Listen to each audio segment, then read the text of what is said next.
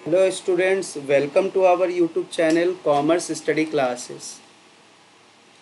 प्यारे बच्चों, आज के इस वीडियो में हम लोग डिस्कस करने वाले हैं बिजनेस इन्वायरमेंट और इंटरनेशनल बिजनेस का प्रीवियस ईयर क्वेश्चन 2021, 22 एंड 23। तो 3 साल के प्रीवियस ईयर पेपर को हम लोग इंटरनेशनल बिजनेस का आज के इस वीडियो में देखने वाले हैं। तो प्यारे बच्चों, अगर वीडियो आप लोगों को पसंद आए, इन्फॉर्मेटिव लगे, तो आप लोग ज़्यादा से ज़्यादा अपने दोस्तों के बीच इसको शेयर करिए, वीडियो को लाइक करिए, शेयर करिए और चैनल को सब्सक्राइब करना बिल्कुल भी ना भूलें। तो चलिए प्यारे बच्चों, आज की इस वीडियो को हम लोग शुरू करते हैं। रैपिड फायर तरीके से 3 साल के प्रीवियस ईयर क्वेश्चन को हम लोग देखने वाले हैं। ठीक है, चलिए। तो पहला क्वेश्चन, या पहले हम लोग डिस्कस करने वाले हैं प्रीवियस ईयर के 2021 के पेपर को। तो पहला क्वेश्चन है, sequence the following in increasing order.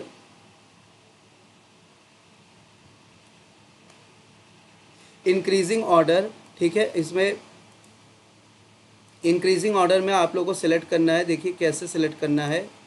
Increasing order of integration of member economy, ठीक है। तो इंक्रीजिंग ऑर्डर में हम लोग को सिलेक्ट करना है। तो प्यारे बच्चों, सबसे पहले देखिए इंक्रीजिंग ऑर्डर में तो सबसे पहले आएगा प्रिफरेंशियल ट्रेड एग्रीमेंट डी, उसके बाद आएगा प्रिफरेंशियल ट्रेड एग्रीमेंट के बाद फ्री ट्रेड एरिया।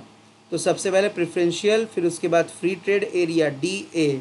तो डी ए देखिए आप लोग के थर्ड ऑप्शन में मैच करें, तो ऑप्शन हम लोग का सही क्या हो जाएगा, थर्ड। उसके बाद आता है कस्टम यूनियन, कस्टम यूनियन के बाद common market, and then last में आपका आएगा इकोनॉमिक यूनियन। तो इकोनॉमिक यूनियन सबसे बड़ा हो गया। तो सबसे छोटा प्रिफरेंशियल ट्रेड एग्रीमेंट, फिर free trade area, free trade area के बाद आएगा आप कस्टम यूनियन, कस्टम यूनियन के बाद कॉमन मार्केट, फिर आएगा इकोनॉमिक यूनियन।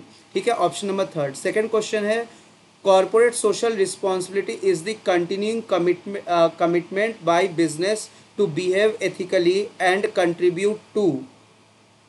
तो किसको कंट्रीब्यूट करता है ये? तो सर ये कंट्रीब्यूट करता है public health and education, education और लिटरेसी को। क्या ये पॉलिटिकल अवेयरनेस को भी? Corporate social responsibility is the continuing commitment by business to behave ethically to contribute political awareness, social security and inclusion. नहीं सर, ये चीज़ नहीं है, ये चीज़ नहीं करता है वो। फर्स्ट ऑप्शन गलत है, ये यहाँ पे इंक्लूड नहीं है। पब्लिक हेल्थ, एजुकेशन, लिटरेसी का ध्यान देना, ठीक है। हम लोग कॉर्पोरेट सोशल रिस्पॉन्सिबिलिटी क्यों निभाते हैं? Next, maintaining ecological balance and protecting the environment. जी हाँ, इन्वायरमेंट को प्रोटेक्ट रखना है, क्योंकि इन्वायरमेंट से ही हम लोग सारे रिसोर्स लेते हैं। जेंडर डाइवर्सिफिकेशन करना होता है क्या? और प्रॉफिट की बात की जाती है, मार्केट को कंट्रोल करने की बात की जाती है सीएसआर में। नहीं सर, ये सीएसआर का पार्ट नहीं है। Next, rendering, sponsoring and donating to social and charitable activity. बिल्कुल हाँ, ये है। तो correct option B, C and E हो जाएगा। नेक्स्ट सवाल की तरफ चलेंगे। Logically sequence the following in the process of entering into international market, outline the Uppsala model. Uppsala model एक बहुत ही इंपॉर्टेंट मॉडल बन जाता है आपके एग्जाम के पॉइंट ऑफ व्यू से। तो यहाँ पे क्या करेक्ट आंसर हो जाएगा? Logically sequence the following process, international market में एंटर करना है तो उपासला मॉडल के हिसाब से क्या सीक्वेंस रहना है, क्या सीक्वेंस सही है? तो सर उपासला मॉडल में हम लोग जानते हैं सबसे पहले डोमेस्टिक ऑपरेशन एंड प्रोडक्शन को ध्यान दिया जाता है। नेक्स्ट, उसके बाद स्पोरेडिक और एडहॉक बेस पे हम लोग एक्सपोर्ट करना शुरू करते हैं। फिर उसके बाद हम लोग एक्सपोर्टिंग वाया इंडिपेंडेंट रिप्रेजेंटेटिव, पहले एक बार हम लोग एडहॉक बेसिस पे, फिर उसके बाद इंडिपेंडेंट रिप्रेजेंटेटिव के द्वारा एक्सपोर्ट करना शुरू कर देंगे। देन उसके बाद हम लोग एस्टैब्लिशिंग ए फॉरेन, फिर सेल्स सब्सिडरी हम इस्टेब्लिश कर देंगे फॉरेन सेल्स के लिए। एंड उसके बाद हम लोग क्या कर लेंगे प्यारे बच्चों? सर उसके बाद हम लोग एक फॉरेन प्रोडक्शन और मैन्युफैक्चरिंग यूनिट भी वहाँ पे भी इस्टेब्लिश करवा देंगे। ये उपासला मॉडल के तरफ से ये सीक्वेंस रहने वाला है। ठीक है, तो D A E C B is the correct sequence. चलिए प्यारे बच्चों, अगले सवाल की तरफ चलेंगे हम लोग। Factor conditioning in Michael porters competitive advantage of national include market size, demand condition, internationally competitive supplier, skilled labour and scientific knowledge. तो करेक्ट ऑप्शन क्या रहने वाला है? तो प्यारे बच्चों, फैक्टर कंडीशन माइकल पोर्टर और competitive advantage of national include the skilled labour and scientific knowledge. Next question, which is the most potent driver of business transformation during covid pandemic. तो correct answer क्या बोला है, कौन सा potential driver था business को transform करने के लिए कोविड-19 पैंडमिक में? एथिकल कंसिक्वेंसेस, भैया एथिक्स की कोई बात नहीं थी वहाँ पे। Scale economics and pricing power, जी नहीं। टेक्नोलॉजिकल एडॉप्शन एंड इनोवेशन, जी हाँ। टेक्नोलॉजी को कोविड-19 में वही चल पाए जिन्होंने अपने टेक्नोलॉजी को अपग्रेड किया, अपने काम को करने के लिए कुछ इनोवेटिव फॉर्म में टेक्नोलॉजी को लाया। जैसे एजुकेशन, आज के समय में आप देखते हो कि एजुकेशन का ऑनलाइन क्रेज़ क्यों इतना बढ़ गया है, और ये कब से बढ़ा है? तो ये कोविड-19 से ही इंक्रीज़ हुआ है कि ये जो ऑनलाइन मोड पे हम लोग जो एग्ज़ाम देते हैं, पढ़ते हैं, एग्ज़ाम तो ऑनलाइन मोड में पहले भी होता था, लेकिन जो हम लोग पढ़ाई करते हैं घर बैठे, ये सब कोविड-19 के टाइम से ही क्या हुआ है, ये सारे के सारे एजुकेशन सेक्टर में ऐसे चेंजेस आए हैं। अगले सवाल की तरफ चलेंगे। Which of the following institution are included in the world bank group? तो वर्ल्ड बैंक ग्रुप पे बहुत ही आसान है सर। क्या इंटरनेशनल फाइनेंस कॉरपोरेशन आएगा? जी हाँ, बिल्कुल आएगा। आईएफसी आएगा। आईएमएफ नहीं है इसका पार्ट। वर्ल्ड ट्रेड ऑर्गेनाइजेशन इसका पार्ट नहीं है। Multilateral and investment guarantee act है, और आईडीए, ठीक है। तो आईएफसी है, आईएफसी है, मल्टीलैटरल इन्वेस्टमेंट मीगा है, आईडीए है, साथ साथ कौन सा है और कौन सा है? आईबीआरडी है, और पांचवा कौन सा है? पांचवा याद करिए। वर्ल्ड बैंक ग्रुप पे, वर्ल्ड बैंक ग्रुप में आप लोग पांचवा कौन सा हो जाएगा? क्या आप लोगों को पता है? पता है तो जल्दी से हमें कमेंट बॉक्स में कमेंट कर देंगे आप लोग कि पांचवा कौन सा है। चलिए अगले सवाल की तरफ चलते हैं हम लोग। अगले सवाल की तरफ चलेंगे हम लोग। तो अगला सवाल है, चलिए अच्छा बता ही देते हैं आप लोगों को। आईबीआरडी है, ठीक है, उसके बाद आईबीआरडी है, देन उसके बाद आईएफसी है, मीगा है, और कौन सा? इंटरनेशनल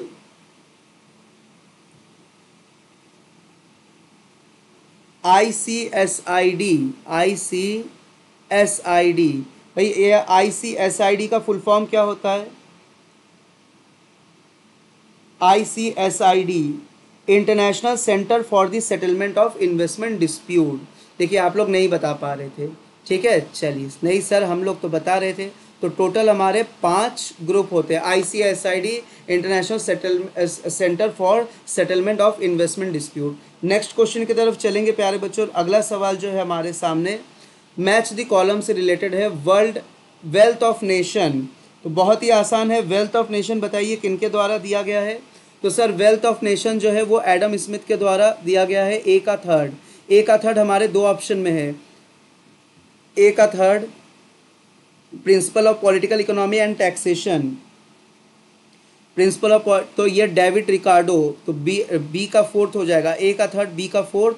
तो देखिए ए का थर्ड, बी का फोर्थ आपको सेकंड ऑप्शन में ही मिल रहा है, ठीक है। तो 2 भी आंसर आप मैच कर लेंगे। प्रिंसिपल ऑफ पॉपुलेशन, तो प्रिंसिपल ऑफ पॉपुलेशन ये किन्होंने दिया है? थॉमस माल्थस ने। और दास कैपिटल 1867 में ये कार्ल मार्क्स के द्वारा दिया गया है, कार्ल मार्क्स के द्वारा, ठीक है। अगले सवाल की तरफ चलेंगे।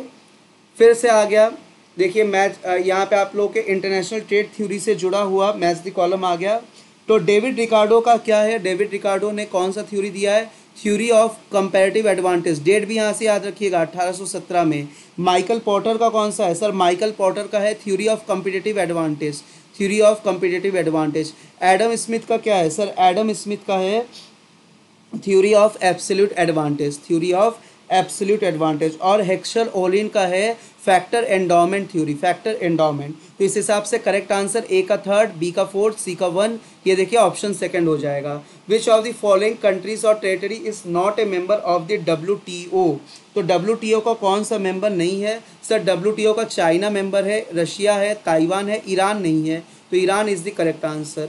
Next question, the theory which explain the effect of devaluation on balance of trade is known as. तो इसको क्या कहेंगे प्यारे बच्चों? तो इसको हम लोग जे कर्व थ्योरी कहते हैं। The theory which explain the effect of devaluation on balance of trade, balance of trade, devaluation का इफेक्ट बैलेंस ऑफ ट्रेड पे, इसको हम लोग जे कर्व थ्योरी कहते हैं। चलिए अगले सवाल की तरफ हम लोग चलेंगे, जो कि फिर से आ गया आप लोग का। अच्छा, जे कर्व को अगर हम लोग बात करें कि ये जे कर्व कैसे बनता है, तो कुछ यूं इस प्रकार बनता है जे कर्व। ये ऐसे जे कर्व बनता है, ठीक है। तो यहाँ पे इसको यहाँ पे बताया जाता है, ये देखिए ये है डिवैल्यूएशन का इफेक्ट, जिसके वजह से यहाँ पे डाउनफॉल हुआ है। तो यहाँ पे ये करेंट अकाउंट बैलेंस को दर्शाता है, ये आप लोग का Y curve current account balance को दर्शाता है, ठीक है। और ये लाइन क्या है, टाइम फॉलोइंग करेंसी का जो डिवैल्यूएशन हुआ है या डेप्रिसिएशन हुआ है, ठीक है। चलिए अगले सवाल की तरफ चलेंगे हम लोग। Next, match the column.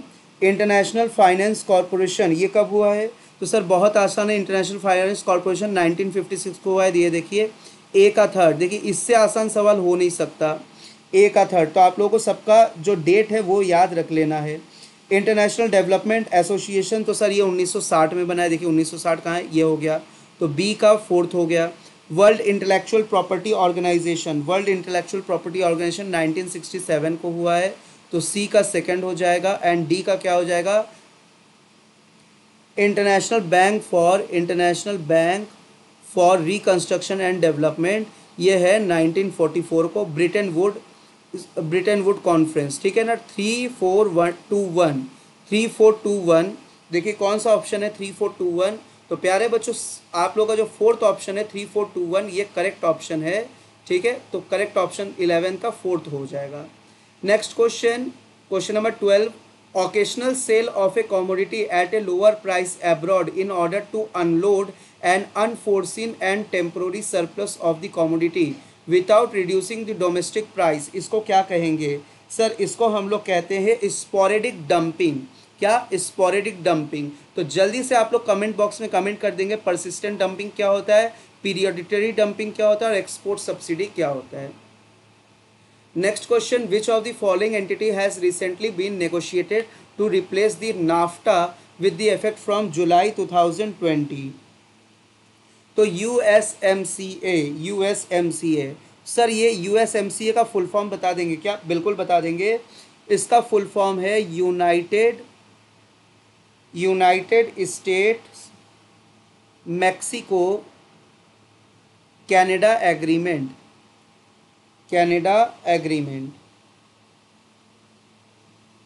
तो ये 1 जुलाई 2020 से इन्होंने रिप्लेस किया है नाफ्टा को। FDI in Indian manufacturer has largely been किस पे लार्जली है, तो सर ये मार्केट सीकिंग। नेक्स्ट क्वेश्चन है, arrange the following country in the ascending order of their contribution to the WTO budget 2020। तो 2020 का तो यहाँ पे दिया है, तो आप रिसेंट बजट के हिसाब से देख लेंगे असेंडिंग ऑर्डर में कंट्रीब्यूशन WTO का बजट में किसका है। आप लोग रिसेंट के हिसाब से भी ज़रूर देख के जाएंगे, एग्जाम में बहुत इंपॉर्टेंट हो जाता है। तो देखिए 2020 के हिसाब से हम लोग देख लेंगे यहाँ पे, तो सर 2020 के हिसाब से यूनाइटेड किंगडम UK, फिर उसके बाद जापान थे, ठीक है, जापान थे, फिर जर्मनी थे, फिर चाइना थे, एंड लास्ट में USA थे, ठीक है। तो करेक्ट ऑप्शन जो है वो थर्ड ऑप्शन। नेक्स्ट क्वेश्चन की तरफ चलेंगे हम लोग। Identify the principle of trade policy framework from the following under the WTO। तो हम लोग को यहाँ पे principle of trade policy framework को आइडेंटिफाई करना है WTO का। तो सर वो रेसिप्रोसिटी एंड ट्रांसपेरेंसी होता है, बिल्कुल होता है ये reciprocity and transparency. Non discriminatory होता है, और साथ ही साथ बाइंडिंग एंड एनफोर्सेबल कमिटमेंट। तो ACD is the correct answer, तो ऑप्शन नंबर थर्ड हो जाएगा। Next question, the right of the consumer as enunciated under section 6 of the consumer protection act 1986। तो प्यारे बच्चों कभी कदार आ जाता है 1986 के भी कुछ बातें, बट स्टिल आप लोग 2019 का और 2019 का ही कंज्यूमर प्रोटेक्शन एक्ट पढ़ के जाएंगे, और 2021 का जो जुरिस्डिक्शन था। देखिए इसका करेक्ट आंसर हो जाएगा to be protected against the marketing of goods and services of hazardous to life and property. Then next हो जाएगा to be assured the consumer interest will service due to consideration at appropriate forum and to be informed about the quality, potency, purity and price of goods or services. ACE correct answer हो जाएगा। तो option number D आप लोगों का सही होगा, option number D. Next है देखिए, फिर मैच द कॉलम से जुड़ा हुआ सवाल आ गया आप लोगों के सामने। तो प्यारे बच्चों इसका आंसर आप लोग बिल्कुल लगा सकते हैं, ब्रिटेन वुड कमीशन। तो ब्रिटेन वुड कॉन्फ्रेंस कब हुआ था? तो सन 1944 को हुआ था, तो ए का थर्ड। फिर गैट एस्टेब्लिशमेंट, तो गैट का एस्टेब्लिशमेंट कब हुआ था? सन 1948 में, 1948 में। तो यानी कि फर्स्ट हो गया, ए का थर्ड, बी का फर्स्ट हो गया, सी का क्या हो जाएगा? तो सी का हो जाएगा, देखिए सी क्या है? Multi fibre agreement. तो मल्टी फाइबर एग्रीमेंट 1974 का है, यानी कि 2312। और डी का क्या हो जाएगा? तो डी का हो जाएगा फोर्थ, ठीक है, 1995। तो 3124 ऑप्शन नंबर बी करेक्ट है। अगले सवाल की तरफ चलेंगे। The resources seeking FDI move to a country where, तो it is move to a country where the raw material man power are in abundance. जैसे कि एफडीआई क्यों करना चाहते हैं बाहर वाले इंडिया पे, फॉरेन कंपनी? क्योंकि यहाँ पे मैन पावर और रॉ मटेरियल जो है बहुत सस्ते में मिल जाता है। तो इसका करेक्ट आंसर थर्ड होगा। चलिए अगले सवाल की तरफ चलेंगे। Arrange the following level of economic integration from least integrated to the most integrated. तो ये तो अभी अभी देखिए एकदम रिपीटेड क्वेश्चन आ गया, एकदम रिपीटेड क्वेश्चन जैसा आ गया। चलिए इसका करेक्ट आंसर क्या हो जाएगा? फ्रॉम दी लीस्ट अच्छा लीस्ट से मोस्ट आ गया, अब ये लीस्ट से मोस्ट। तो सबसे पहले हम लोगों का क्या हो जाएगा सर? सबसे पहले फ्री ट्रेड एरिया, फिर फ्री ट्रेड एरिया के बाद क्या आ जाएगा? कस्टम यूनियन आ जाएगा। देन उसके बाद BA कस्टम यूनियन, ठीक है। फिर उसके बाद क्या आ जाएगा? कॉमन मार्केट आ जाएगा, D। उसके बाद क्या आ जाएगा? इकोनॉमिक यूनियन आ जाएगा। इकोनॉमिक यूनियन के बाद आ जाएगा पॉलिटिकल यूनियन। इकोनॉमिक यूनियन के बाद political, BADCE option number second जो है करेक्ट है। अगले सवाल की तरफ चलेंगे। The mode of joint venturing in international business that allow a company to conduct business in another country whose laws discourage foreign ownership is known as। तो प्यारे बच्चों इसका करेक्ट आंसर क्या हो जाएगा? तो इसका मतलब होता है लाइसेंसिंग। क्या इसका मतलब होता है? लाइसेंसिंग। चलिए अगले सवाल की तरफ चलेंगे। Arrange the following economic region in increasing order of FDI inflow as per the UNCTAD report 2020। तो प्यारे बच्चों इसका करेक्ट आंसर क्या हो जाएगा यहाँ पे? तो देखिए इसका आंसर जो है ये थोड़ा सा जो है विवादित है, ठीक है। तो इस क्वेश्चन को एनटीए ने जो है ड्रॉप किया था। तो अनटाड 2020 के रिपोर्ट के हिसाब से भाई डेवलपमेंट इकोनॉमीज जो था सबसे ज़्यादा था। देखिए मैं आप लोगों को फिर भी बता देता हूँ, है ना, डेवलपमेंट इकोनॉमीज सबसे ज़्यादा था। उसके बाद देखिए, उसके बाद अगर हम लोग पाएंगे तो यूरोप, ठीक है ना, यूरोप। फिर उसके बाद नॉर्थ अमेरिका, ठीक है ना। इस हिसाब ये सीक्वेंस था, ये सीक्वेंस, ठीक है। तो DECA,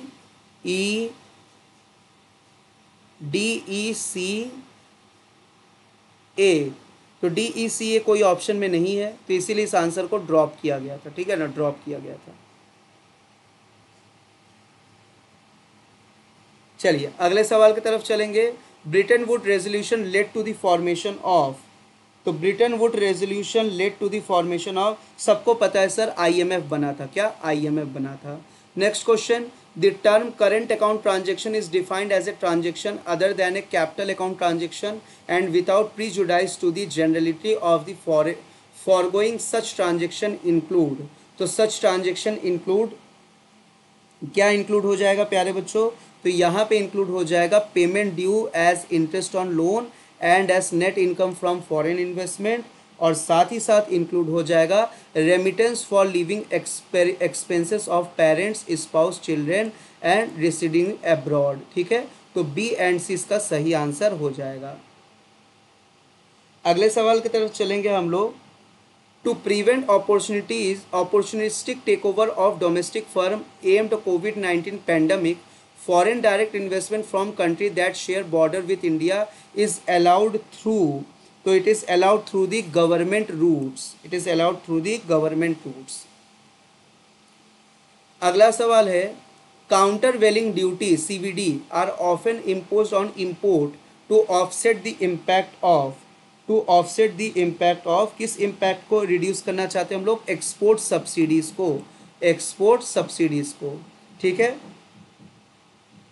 अगला सवाल जुड़ा है हमारे assertion रीजन से related. Foreign investment is playing an increasing role in economic development and contribute to a significant share of the domestic investment, employment generation and export. Reason: substantial increase in the magnitude of capital inflow have remarkably improved the balance of payment and foreign exchange reserve position. In the light of the above statement सही answer का चयन करना है हम लोगों को।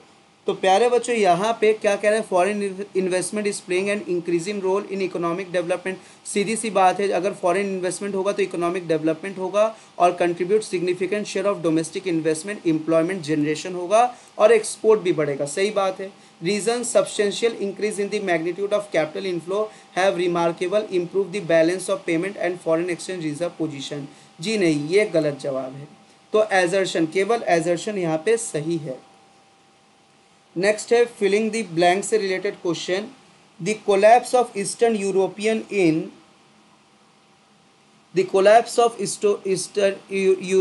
इन तो कब कोलैप्स हुआ था, 1989 को। And USSR in 1991 lead to the emergence of the transitory economy. ठीक है, ये थर्ड ऑप्शन आप लोगों का सही हो जाएगा। प्यारे बच्चों अगले सवाल की तरफ चलेंगे। Which of the following statement is are correct regarding the application of the data mining technique. तो डाटा माइनिंग टेक्निक से रिलेटेड क्या बोला है, which of the following statement correct regarding application of data mining technique. तो data mining technique को application से regarding सही answer क्या हो जाएगा, क्रेडिट रिस्क एनालिसिस। क्या, क्रेडिट रिस्क एनालिसिस। प्यारे बच्चों ये था हम लोगों का 2021 का पेपर। ठीक है, तो प्यारे बच्चों अब ये 2022 का पेपर जो है अब नेक्स्ट वीडियो में ही हम लोग डिस्कस कर पाएंगे, क्योंकि कुछ जो है टेक्निकल एरर आ रहा है। ठीक है, कुछ टेक्निकल एरर आ रहा है जिसके वजह से 2022 एंड 23 का जो पेपर है मैं आप लोगों के साथ नेक्स्ट वीडियो में ही डिस्कस कर पाऊँगा। ठीक है, तो थोड़ा कुछ माइक में मेरे प्रॉब्लम आ रहा है, तो इसीलिए इस वीडियो को मुझे यहीं पे स्टॉप करना पड़ेगा। ठीक है, तो प्यारे बच्चों आज के लिए इतना ही। आप लोग 2021 के पेपर को ज़रूर से एक बार देखिए, अच्छे से समझिए चीज़ों को, और 2022 और 23 के कंबाइंड पेपर को मैं नेक्स्ट वीडियो में आप लोगों के साथ डिस्कस ज़रूर से करूँगा। ठीक है, तो टेक्निकल इश्यूज़ की वजह से आज मुझे वीडियो को यहीं पर रोकना पड़ रहा है। ठीक है, तो थैंक यू सो मच।